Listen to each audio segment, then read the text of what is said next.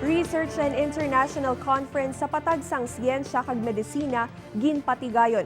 Mga topiko na halungod sa pagdiskubre sa mga natural nga produkto gindiskusyonan.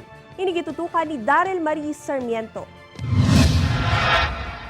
Hindi lipot sa ibalos ang kadamaan nga manggaranon ang Pilipinas kundo ng manggad ang pag-aistoryahan. Pinahagi sa pagpasangkad sang impormasyon sa patag sang research kag medisina, mahimo gid nga panginpusla ng malapad nga biodiversity sang pungsod.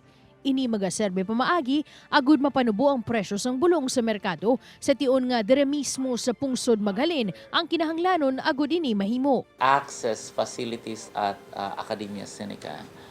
In 2018, we had one faculty member who spent 5 months of research training at the laboratory of Professor Wu.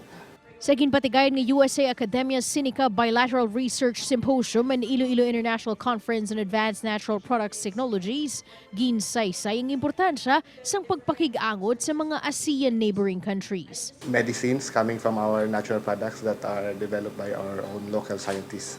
Gintambungan sang nagkalain-lain nga sektor sa sosyedad ang nasambit nga pagdalilipon, ilabi na sa patag sang medisina kag siyensya, mga representante sa akadim kag iban pa. Preparations from our rich biodiversity that are soon to be developed into herbal drugs or food supplements. We have a lot of our rich biodiversity requires a lot of people to work together.